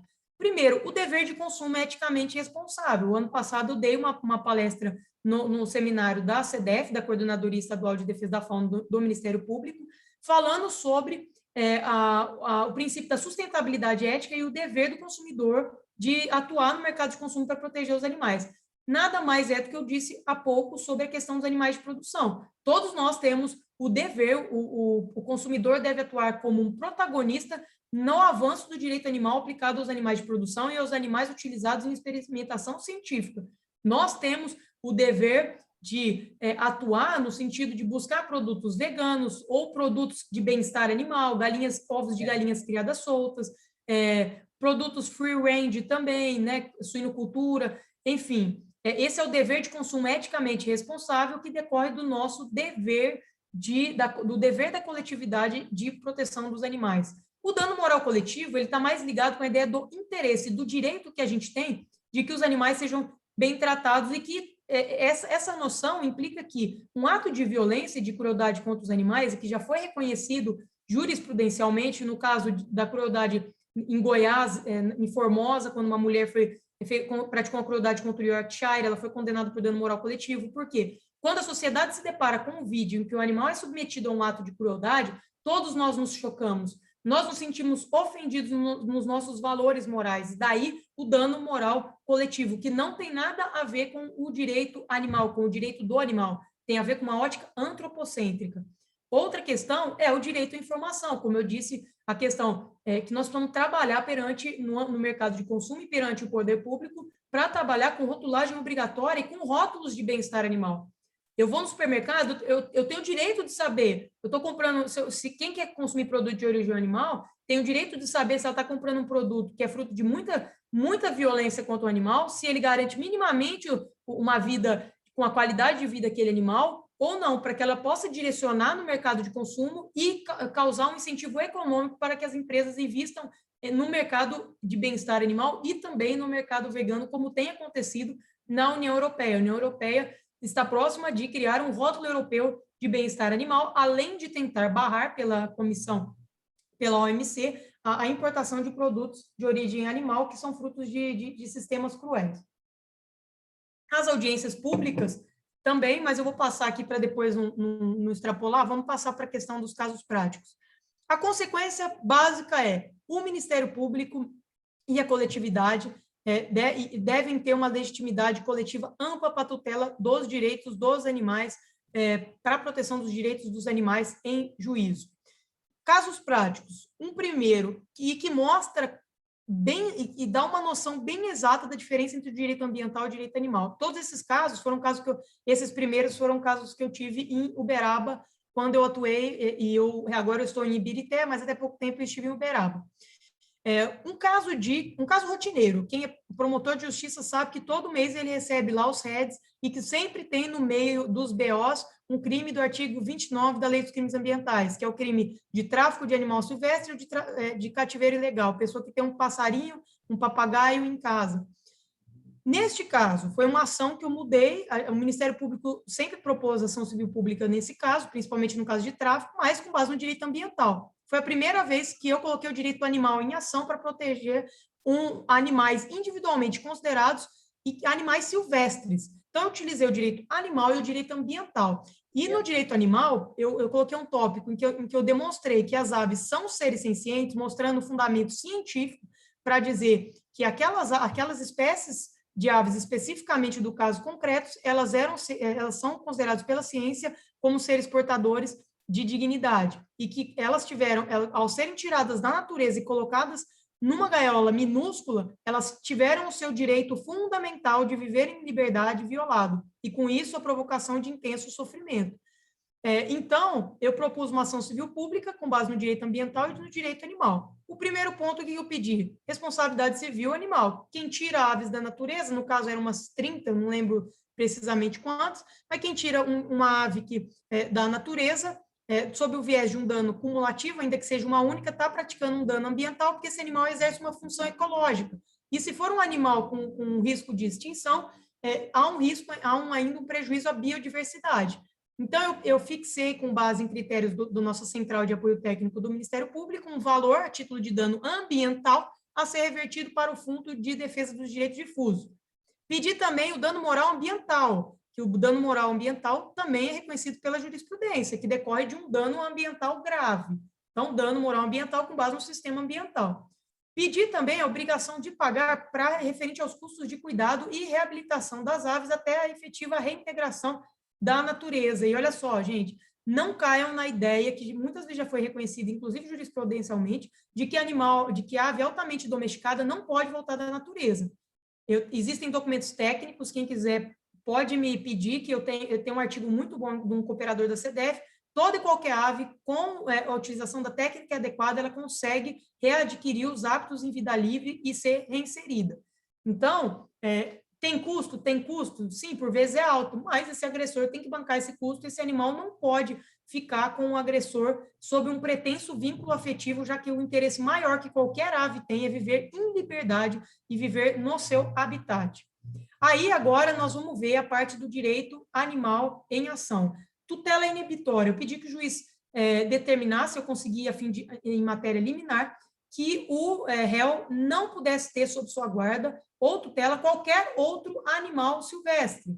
Então, qual que era o pedido nesse caso? Ainda que ele queira ir lá no IBAMA e pedir, não, mas eu quero ter ave, eu quero uma com anilha. Não, ele já mostrou que ele é um propenso violador dos direitos dos animais, ele não pode ter direito a ter qualquer outro animal silvestre sob seu poder. E eu não teve ainda decisão final, mas em sede liminar esse pedido foi deferido. A indenização pelo dano animal. Aqui eu pedi, olha só que interessante o dano animal em ação, e que como por vezes a gente se defronta com uma dificuldade prática. O dano animal nada mais é do que um dano extrapatrimonial que vai reverter para o próprio animal que teve um sofrimento injusto por ação humana deliberada, e esse valor tem que ser utilizado em medidas concretas como compensação para esse animal. Mas olha só, se esses animais voltaram para a natureza, eles foram logo reabilitados, eles não eram altamente domesticados, foram para os CETAS, tiveram um custo de reabilitação, mas logo voltaram para a natureza. Como é que a gente vai compensar se o animal já foi solto? Como é que a gente vai compensar ele se ele já está na natureza? Não tem como fazer isso. Diante dessa dificuldade, eu pedi para arbitrar um valor a título de dano extrapatrimonial, individualmente considerando cada animal, então vezes 30, se eram 30, e pedi para reverter esse valor para o Fundo Municipal de Bem-Estar Animal. E mais ainda, pedi o dano moral coletivo animal, com bases na crueldade contra esses animais que estavam em gaiolas minúsculas, em intenso sofrimento lá. Então, o dano moral ambiental é uma coisa, o dano moral animal é outra. Olha só que interessante, aí a conjugação de dois ordenamentos jurídicos que estão interligados, mas que atuam de maneira separada. Um outro caso muito interessante, que tem a ver com a questão da produção animal, foi um caso de propaganda enganosa. Eu fui a um supermercado e eu vi o logo de uma granja enorme no supermercado, com uma imagem de uma senhorinha com um cesto de ovos e várias galinhas no pasto solta, dando a entender que aquela granja cria aquelas galinhas soltas, sem gaiolas, num ambiente bucólico, que dá até vontade de comprar o ovo daquele sentimento bom. Nossa, estou comprando um ovo de uma galinha super bem tratada. Eu vi aquilo e eu achei estranho, quando eu vi que no rótulo não constava nada, eu pedi uma fiscalização para o IMA. O IMA veio o relatório técnico dizendo que ali só tinha galinha em intenso sofrimento, galinhas minúsculas, sistema de produção avícola intenso, onde as galinhas não conseguem nem se mexer. Eu falei, olha, isso é propaganda enganosa. Eles estão falando que tem um compromisso com o bem-estar animal, estão induzindo o consumidor que tem esse compromisso ético a adquirir o produto e, na verdade, eles trabalham com a regra da crueldade dos animais. Então, eu processei o Ministério Público em Minas, ele atua também como PROCON, como órgão administrativo. Então, eu instaurei um procedimento administrativo e fiz uma transação administrativa. Essa empresa, tanto o supermercado quanto o produtor, eles pagaram uma multa por propaganda enganosa. E aí, olha que interessante. no caso do CDC, quando há uma propaganda enganosa, a lei determina que haja contrapropaganda. A contrapropaganda é a exposição e a publicização da realidade. Quando eu propus para o supermercado e para o produtor, falei, olha, vocês vão expor nesse mesmo espaço as imagens que foram feitas no relatório técnico, que são imagens escabrosas de galinhas numa granja avícola que dá um terror de você olhar aquelas galinhas em intenso sofrimento. E aí, o que ambos falaram? Não, pelo amor de Deus, eu não posso colocar, isso vai causar um mal-estar. Mas olha que interessante, eles não querem expor a crueldade, né? E aí, para não inviabilizar o acordo, o que eu fiz? Olha, ok, vocês não querem fazer a contrapropaganda dessa forma, então nós vamos fazer no sentido oposto. Vocês vão retirar a logomarca e vocês vão utilizar esse espaço que tem essa imagem bucólica para vender só ovos de galinha solta e vão fazer uma propaganda positiva, no sentido de esse supermercado tem um valor ético com o bem-estar animal, compre aqui ovos de galinha criada solta, incentive a produção de ovos de galinhas criadas soltas, enfim, para chamar o consumidor a atenção. Tem muito consumidor que não sabe da crueldade, tem muitas protetoras de animais que se vê um cachorro sofrendo na rua, fica desesperada, mas vai no supermercado e compra um ovo branco. Isso é completamente incongruente. E muitas vezes, eu sei que muitas vezes pode ser por ignorância, mas precisa ter informação, então nós precisamos buscar essa informação para que as pessoas atuem também no mercado de consumo, buscando a melhoria do tratamento dos animais. Aí o caso mais paradigmático de proteção individual do animal, o caso do Sansão. Sansão teve as suas patas traseiras decepadas. Eu falo rápido mesmo, mas depois, quem quiser, eu envio os slides. O Sansão teve as suas patas traseiras decepadas, um ato de crueldade que, inclusive, acelerou o projeto de lei do deputado Fred Costa e que foi o caso que hoje é chamada de Lei Sansão, que aumentou a pena do crime de maus-tratos. Neste caso, foi a primeira vez que, através da coordenadoria da FAUN, o colega promotor de Pedro Leopoldo pediu o apoio da coordenadoria. A coordenadoria não atua como órgão de execução, então não pode atuar em casos práticos, salvo se for solicitado esse apoio. E eu também coopero na coordenadoria estadual, eu e a doutora Nelisa, nós formamos um time ali, que a coordenadoria está sob a tutela da doutora Luciana Imaculada, mas eu e a doutora Nelisa, que já participaram de um evento semelhante como esse, também ajudamos. Então, nós entramos com uma ação com base unicamente no direito animal, como substituto processual do Sansão, buscando a reparação da violação dos seus direitos.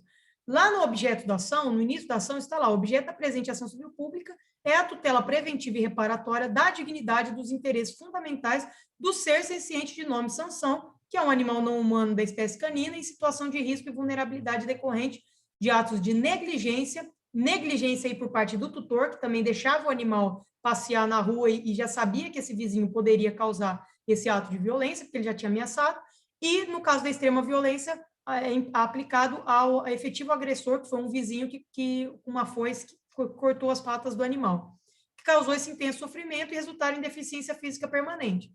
Aí abrimos um adendo para dizer, olha só, a presente ação também busca igualmente a responsabilização por danos morais coletivos decorrentes do ato de crueldade e tortura contra o animal, que gerou um intenso abalo social de âmbito nacional, como consequência da grave violação do imperativo moral categórico constitucional de consideração e respeito aos animais.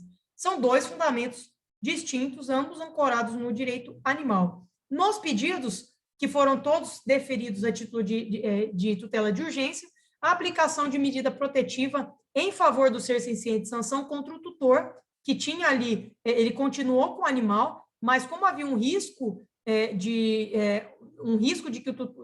que o tutor pudesse continuar sendo negligente, nós pedimos o acompanhamento temporário por um profissional técnico habilitado às custas do requerido pelo prazo mínimo de 12 meses, para verificar se esse tutor agora está cuidando direitinho do sanção. Obrigação de pagar referente às despesas médicas, veterinárias e demais gastos que foram arcados inicialmente por salvo engano, por uma clínica veterinária de forma voluntária. A obrigação de pagar a título de indenização para compensação dos danos irreversíveis, o chamado dano animal, causados à integridade física do sanção, em razão da grave violação da dignidade animal, em montante não inferior a R$10.000, que sejam revertidos em proveito do animal. Então, olha como concretiza o dano animal. Que esse dinheiro tem que ser depositado numa conta específica e que será utilizado pelo tutor do Sansão em proveito dele. Esse tutor vai ter que prestar contas. Olha, eu comprei uma cadeirinha para o Sansão, eu comprei produtos aqui para ele brincar, enfim, ele vai ter que utilizar esse dinheiro para prover bem-estar para o Sansão, ainda que de forma contínua. É óbvio que não tem como gastar 10 mil reais em um mês para prover bem-estar para um cão, mas ele terá esse dinheiro, e aí eu vejo uma grande discussão que a gente pode ter. O professor David DeFavre Abrando, ele foi meu marco teórico na análise do dano animal, quando ele publicou inicialmente em inglês e depois foi passado na Revista Brasileira de Direito Animal, um artigo dizendo sobre a violação dos interesses fundamentais dos animais como um ato ilícito passível de reparação, e ele defende justamente isso, que a violação dos direitos dos animais, no caso de um dano civil, que ele mereça uma reparação com base numa lesão extrapatrimonial, e que o tutor ou a ONG ou quem tiver com a tutela do animal tenha que utilizar em proveito do animal. Mas isso pode gerar discussão, poderia utilizar esse dinheiro para prover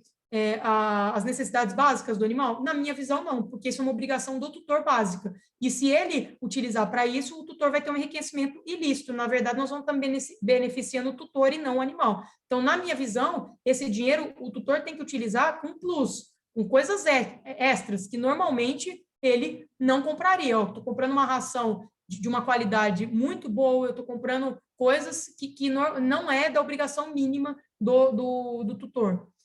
Obrigação de pagar dos danos morais coletivos. Todos nós ficamos chocados com aquele vídeo do animal com as patas sangrando no colo do tutor, e esse valor, olha a diferença, dano moral coletivo não vai para o animal, o dano moral coletivo é o dano humano coletivo. Todos nós nos sentimos violados nos nossos valores morais, na nossa noção de sociedade com evolução civilizacional, que não admite mais esses atos de barbárie.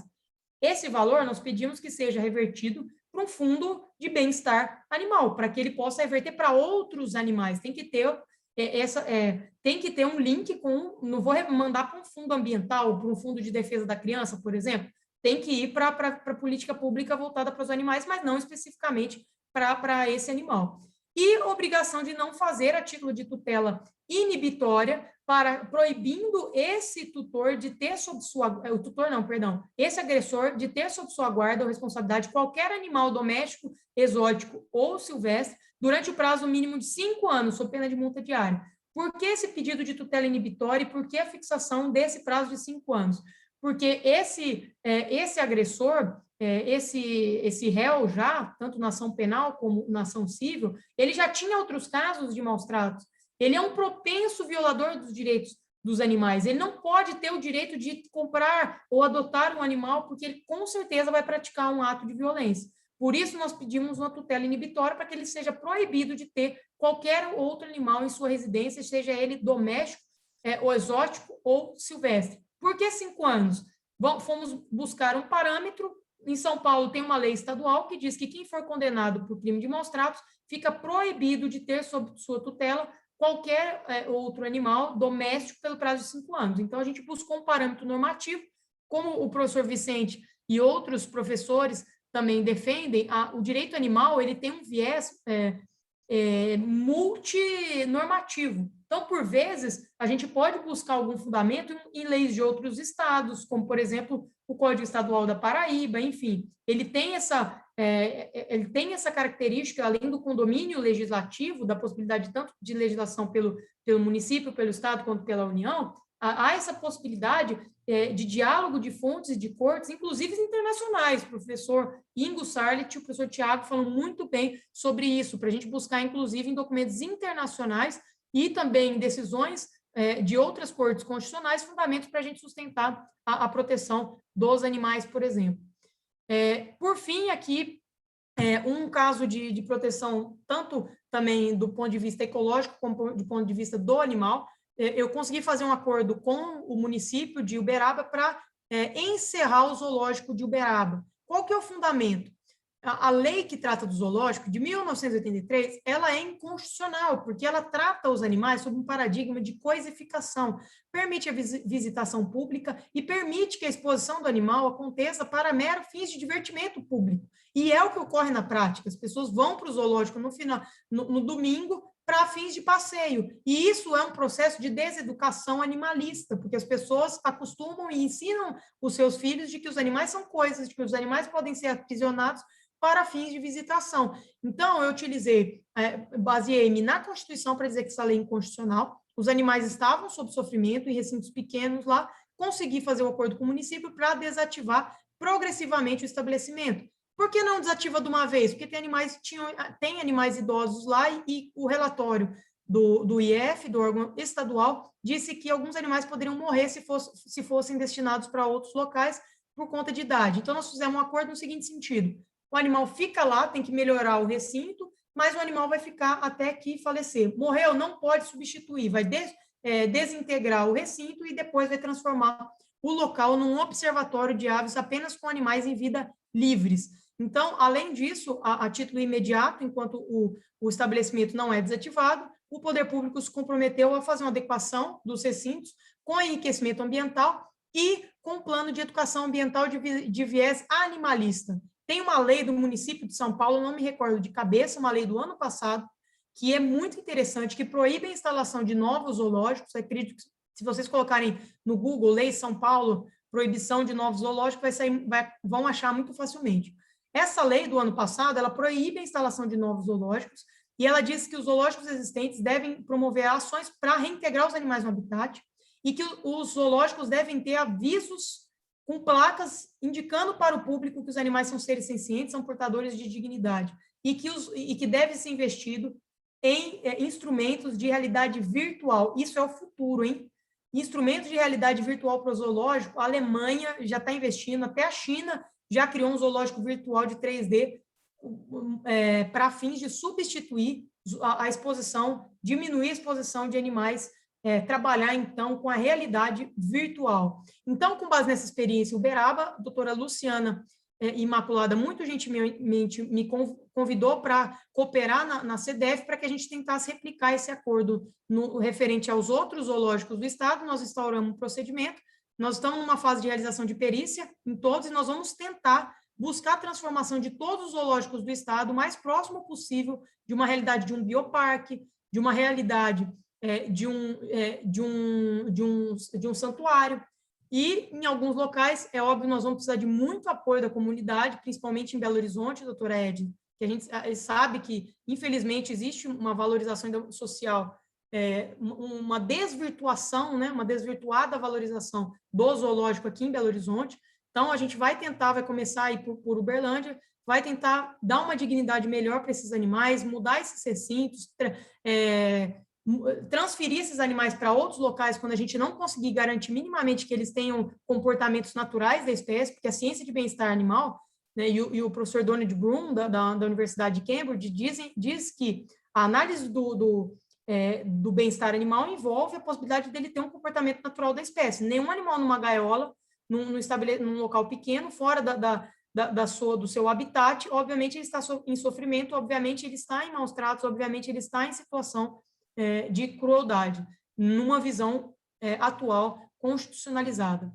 Eu acredito que meu tempo já está quase finalizando, mas vamos lá. Esse termo de compromisso positivo, que é o ProDevida, foi feito em Uberaba e em outros locais também, é uma iniciativa da doutora Luciana, que é para fins de implantar a política pública de manejo populacional ético de animais domésticos. Então, o município, através de um termo de compromisso, ele se compromete, isso já foi feito em mais de 300 municípios em Minas Gerais, através da coordenadoria, ele se compromete a fazer castração cirúrgica, registrar os animais, que é importante para coibir o abandono, restringir o comércio, a educação animalista e também o abrigo e incentivo a lar temporário.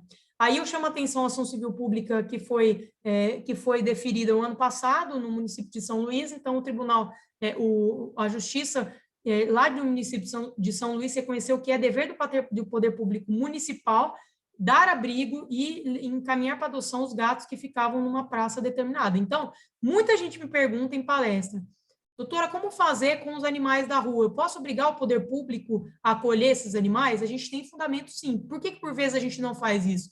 Porque essa experiência de abrigo público é uma experiência que quem já viu é insucesso. Os animais ficam em estado também de maus tratos, porque o poder público não quer gastar dinheiro com o animal. Então, hoje o Ministério Público tem trabalhado com uma lógica de administração infraestrutural. O que é isso? A gente chama a população para ser parceiro. Vamos dar desconto no IPTU? O município de Araquari, em Santa Catarina, já fez isso, outros municípios mineiros já fizeram. O município, ao invés de criar uma estrutura, ele chama a população para ser parceira. Vamos dar um benefício social para quem dá lar adotivo para os animais? Esse modelo tem se mostrado mais efetivo para garantir a dignidade dos animais. E os animais que já são considerados cães comunitários, que eles fiquem nesses locais e que a gente consiga meios práticos de garantir pelo menos alimentação, saúde e água para esses animais através de ações que a gente já conhece rotineiramente. E, por fim, aí, uma experiência bem peculiar que eu tive lá em Uberaba foi um caso de dano ambiental, uma atividade de suinocultura que, como todos devem saber, é uma atividade extremamente intensiva.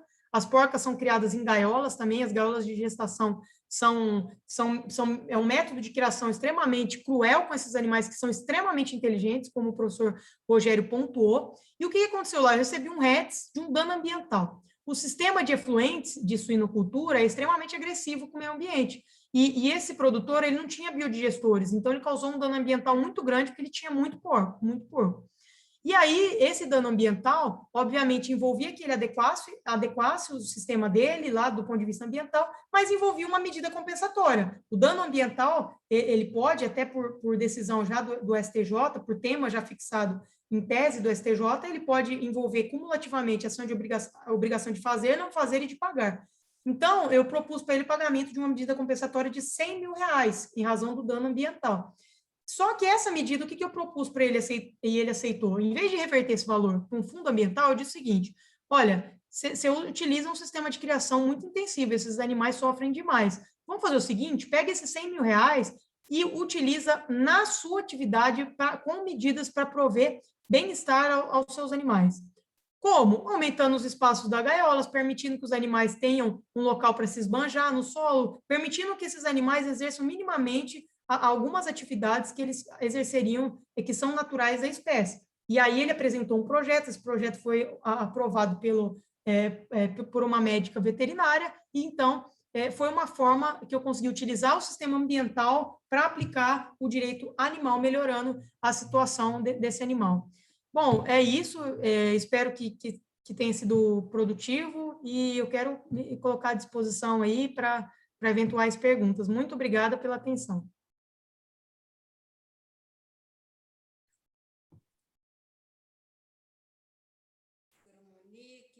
Muito obrigada por essa brilhante palestra. É um currículo riquíssimo, não só acadêmico, né, porque, como ela falou, ela tem esse dano animal, uma tese de mestrado da Universidade de Lisboa, e tão jovem, já com um currículo vastíssimo de atuação dentro do Ministério Público, muito bem elaborado.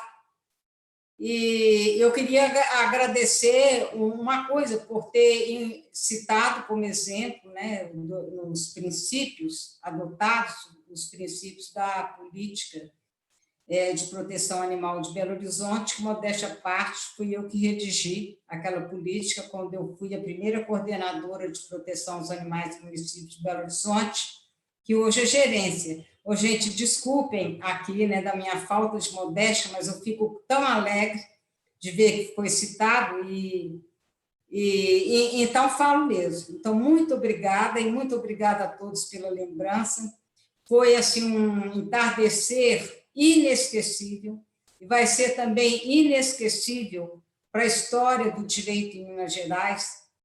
E também agradeço à doutora Helena, que ela gostou tanto da nossa live lá na Comissão de Direitos Animais da OAB, fez tanto sucesso, que ela fez questão, ela é uma grande defensora dos direitos das mulheres, ela faz parte da Comissão Federal da OAB, e ela fez questão que o tema fosse trazido para a Associação Brasileira de Mulheres de Carreira Jurídica.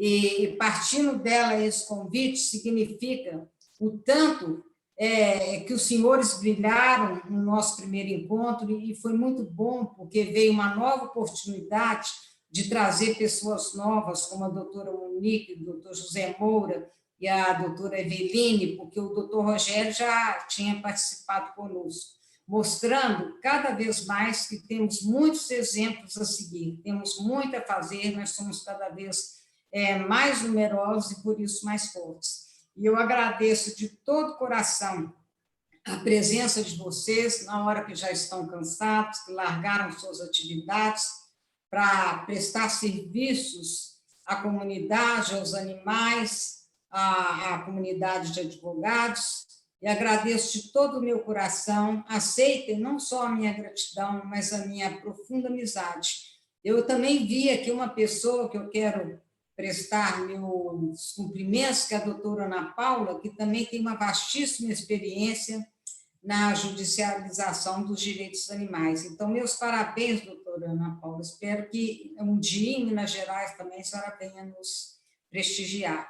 Então, muito obrigada e até uma próxima vez.